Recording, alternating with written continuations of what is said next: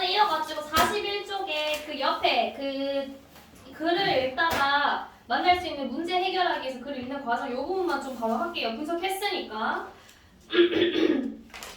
자, 요긴하게 지금 기억이라 돼 있고 요긴하다라는 단어는 처음 보네. 무슨 뜻이지? 하니까 앞뒤 내용을 미루어 보면 중요하다라는 뜻인 것 같아. 그럼 얘는 어떻게 해결한 거야? 앞뒤 문맥을 살펴서 의미를 추측한 거지. 그러면 봐봐. 자, 어떤 식으로 암기하고 공부를 해야 되냐면 이런 게 시험에 어떻게 나오냐면 밑줄 치고 얘가 지금 해결하는 방법. 앞뒤 문맥을 파악해가지고 단어의 뜻을 추론하고 있지. 그러면 자신의 배경 지식이 아니라 앞뒤 문맥이니까 앞뒤 문맥은 글에 적혀있는 표 정보야. 그럼 글에 나타난 정보로 단어 뜻을 추론하고 있다. 문제를 해결하고 있다. 이렇게 하면 돼요. 글에 나타난 정보. 오케이. 이거는 기억에. 왜 추워지는 10월에 벽실을 뿌리면 낭패를 본다는 것일까? 하니까 해결했어. 싹이 트려면 기온이 높아야 하는데 날씨가 추우면 싹이 트지 않겠지? 그래서 농사에 실패하게 되는 것이구나. 해결을 한 건데 이건 어떻게 해결한 거야? 이해하기 어려운 문장이 나왔는데 그거는 배경 지식으로 문장 의미를 추측한 거야. 맞지?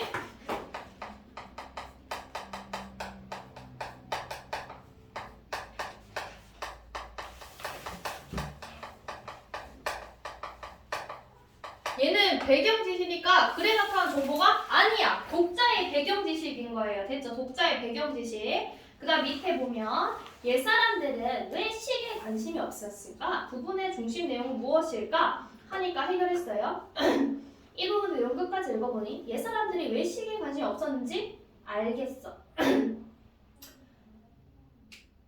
이 부분의 중심 내용은 주로 농사를 지으며 살았던 우리 조상들에게는 계절의 변화를 파악할 수 있는 달력이 시계보다 중요했다는 거야. 지금 글의 중심 생각이 직접적으로 드러나지 않아. 그래서 중심 생각을 모르겠대. 그 문제 해결 방법은 지금 어떻게 했냐면 글 전체 옛사람 여기다가 요 부분 내용 했을 때는 지금 소제목별로 중심 내용을 파악한 거네. 맞죠? 그러면 소제목별로 중심 내용 파악.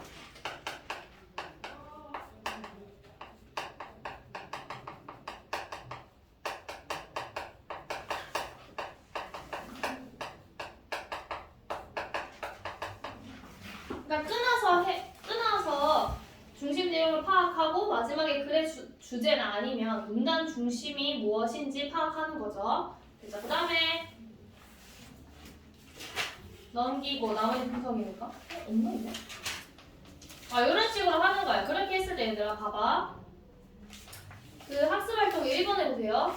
이 글을 읽다가 부딪힌 문제는 무엇인지 어떻게 해결하는지 짝과 이야기해보세요. 이렇게 했을 때 동창이 발거할 때 언제인지 몰랐다. 이어서 나오는 깨어날 듯한 걸 알 수 있었다. 이런 식으로 방금 얘기한 거 정리해 놓은 거야. 그리고 점 2번 해보니 철없는 과학들 달력을 이기는 시계의 힘이라는 원래 동그라미 소제목. 그럼 얘도 글에 나타난 정보를 활용해가지고 뭐 하는 거야? 이 내용을 추론하는 거죠. 그래서 이어지는 내용을 보니 밑줄 이어지는 내용 또한 글에 있는 글의 내용이야. 그럼 글에 나타난 정보인 거야 얘도.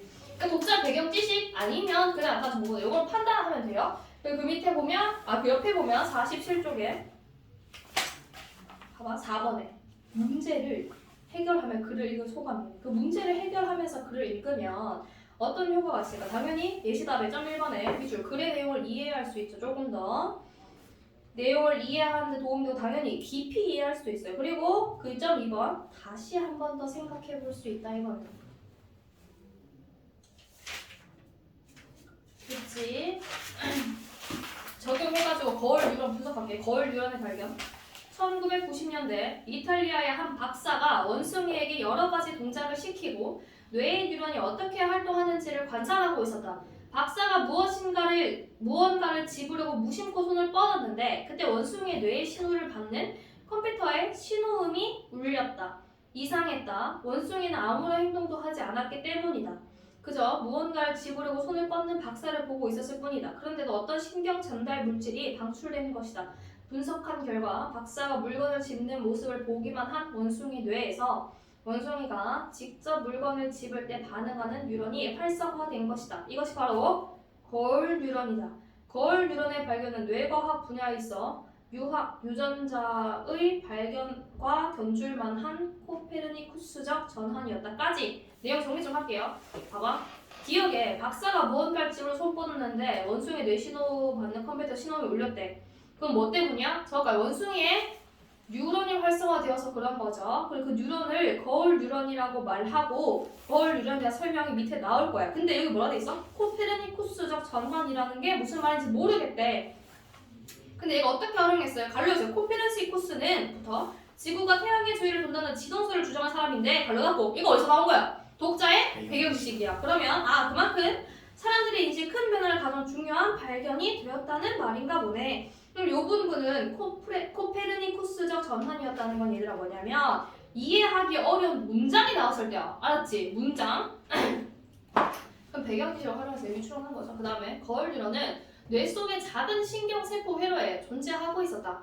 거울 뉴런은 다른 사람이 잔을 쥐거나 미소 짓는 것을 보기만 해도 자신이 그런 행위를 하는 것처럼 활성화되었다. 누군가가 축구공 차는 것을 볼 때, 공을 차는 소리를 들을 때, 심지어 차다라는 단어를 말하거나 듣기만 해도 거울 뉴런이 반응했다. 그거 뭐라 돼 있어? 이 단락의 핵심 내용은 다른 사람의 행동을 보기만 해도 거울 뉴런이 반응한다라고 지금 뭐 한 거야? 요약한 거야. 그 단원별로 요약을 하면 전체 글의 주제를 파악하기 쉽죠. 당연히 단원별로 요약해야 돼. 이후 인간의 모든 행동에 거울 뉴런이 작용한다는 사실을 밝혀졌다. 우리가 목적의식 없이 또는 무의식적으로 남을 따라하는 것은 거울 뉴런의 작용 때문이라 사실로 드러났다.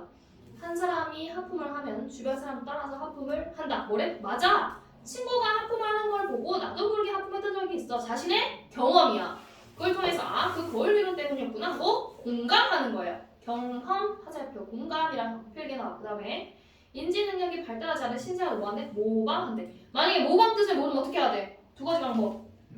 앞뒤 맥락 찾아. 맞아. 그리고 가장 쉬운 거. 쉬운 거야? 제일 쉬운 거. 사전 찾으면 되죠. 단어 뜻을 모르니까요. 그다음 넘기세요. 공감하는 인간, 공감하는 동물. 공감은 모방에서 비롯된다. 태어난 지 몇 시간 되지 않은 아기들이 모여있는 산부인과의 신생아실에서는 한 아기가 울면 다른 아기들도 따라오는 것을 쉽게 볼 수 있다. 이처럼 인간에게는 선천적인 모방 능력이 있다. 모방은 감정의 영역에서도 작용한다. 이를 공감이라고 한다. 인간에게는 타인이 고통받는 것을 보기 싫어하는 본능이 있다. 타인이 고통받는 것을 보는 순간 거울 뉴런이 반응하여 보는 사람도 고통을 느끼기 때문이다.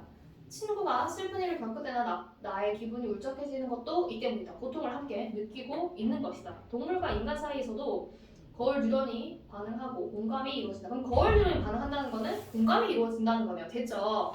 거울 뉴런 존재를 처음 알게 된 실험실에서도 그러했다. 인간의 행위를 본 원숭이 뇌 속에 거울 뉴런이 작용했다. 그래서 뇌감지 신호가 울린 거야. 그 반대로 성립한다. 다치거나 병들어 아파하는 동물이 있으면 이를 바라보는 사람도 마음 아파한다. 측은지심의 비밀은 바로 거울 뉴런에 있다. 측은지심이 무슨 말이지? 이러니까 불쌍히 여기한테 측은하다 하는 단어를 들어봐. 마음을 뜻하는 한자 시음이 쓰인 거 보니 측은지심은 불쌍히 여기는 마음을 뜻하는 말이거든. 얘 지금 뭐 하는 거야? 독자의 배경지식을 활용해가지고 단어 의미를 추측하는 거야. 독자 배경지식 활용이라고 하지. 그러니까 이런 식으로 대표적으로 지금 교과서에는 두 가지 방법, 문맥 파악하기랑 그리고 사전이라고 하지만 독자 배경지처럼 이렇게 한자가 나온 거는 한자의 뜻을 아니까 이걸 통해서도 의미를 이해할 수 있겠죠. 자, 이렇게 해서 오늘 2- 저번 주부터 해가지고 2-1 끝났어. 맞지? 숙제 다 마무리 해와. 아까 적어준 그거.